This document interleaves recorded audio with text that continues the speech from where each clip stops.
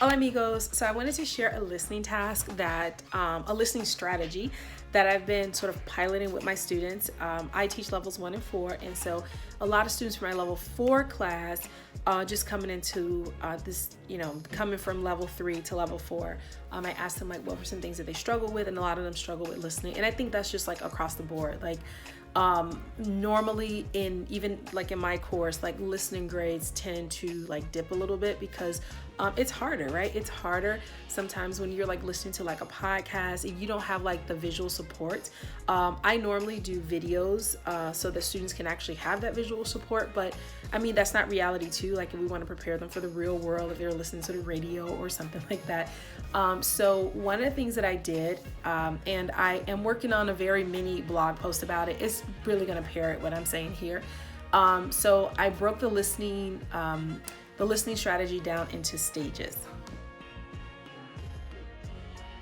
So the first thing that I do is I do not give them any questions for the listening. They have to listen to the video, and this really helps them to get like the lay of the land so they can listen without having that pressure of like listening and writing things down right away. Because if you do that, then students are not going to focus on listening. They're going to focus on getting the answer. So that's the first thing I do is I don't give them any type of questions beforehand. I just give them whatever the listening thing is, and I just have them listen once. Number 2. Okay, so for number 2, and this, for some people, this may seem like a little bit like over the top or just like unnecessary or too elaborate, but the second time that they listen, I still don't give them the questions. I have them listen a second time, and that second time they just write down what they understand from the video. And this is sort of, this strategy helps to like build confidence, number one, because now that they've listened to the video or whatever the speaking stimulus is, they've listened once, now they can listen and then take notes and not have that pressure of I have to answer the questions, right?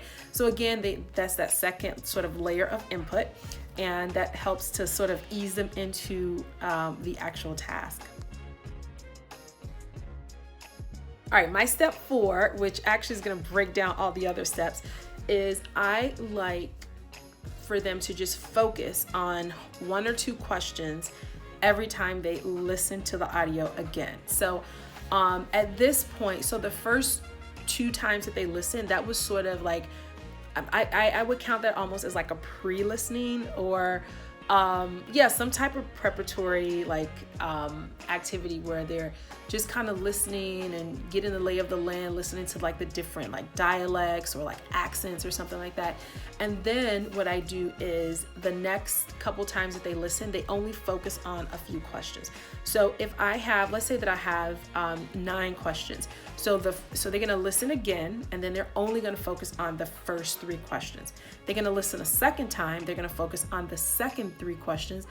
And when they listen the last time, they're gonna focus on those last 3 questions. And so I did that with my students, and I actually asked them for feedback, and the feedback was amazing. Like I would say 95% of the students, I'm going to read some of their feedback. 95% of the students really like this strategy. And some of them said like, oh my gosh, I wish I known about this before, because I think what we do as teachers is that this is what I used to do too.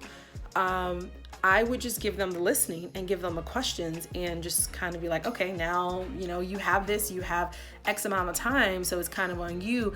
But what I'm realizing is that students really need those strategies. Like they don't have those strategies, and they need those strategies.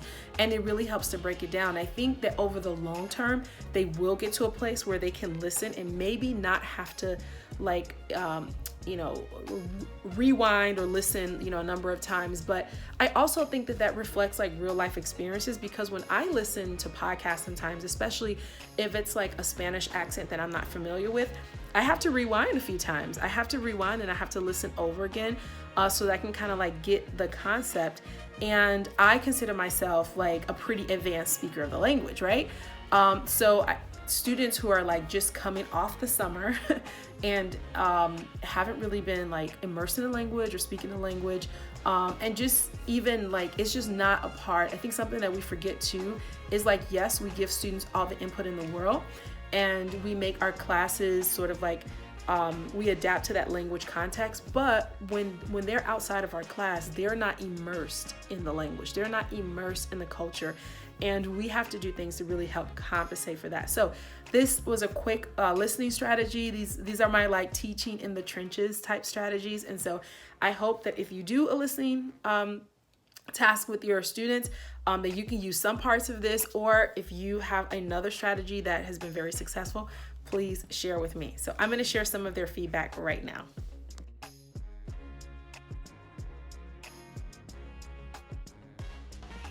So I want to just share some of the feedback from my students. One student said, well, the question was, did the listening strategy work? And one student said, yes, I think it did. Listening to the video multiple times and only having to focus on a few questions at a time rather than overwhelm myself with all of them at once definitely made it easier. It seemed like it took longer than if I had answered all of them at once, but I believe my answers are much more accurate, and the students very detailed. And would have been because I took the time to listen. Another student said, yes, it made it easier to get the overall idea first and then listen for the smaller details the second time I listened. Yes, the listening strategy works since I feel I understood the video better by focusing on a specific set of comprehension questions. Another student said, yes, I like listening to multiple times, focusing on just a few questions. Each time I found that it was less overwhelming. And I just have two more. The listening strategy did work because it allowed me to first hear what the interview was about, which made it easier for me to understand once I read the questions. Breaking up the questions into smaller sections also helped me to focus on what was being asked and said in the video. And the last one was the listening strategy worked. I like listening to the video first without having the specific questions. This way I was able to understand the main idea of the video. So I added just a few reflection questions because I'm trying to be more of a reflective educator this year. And I was really surprised. Now I did have a few students. I had 2 students in this class. One student said, it was okay. It wasn't like, he was like, I didn't see a big difference, which was fine. Like, it's not gonna work for everyone. And I just told that student, find what works for you.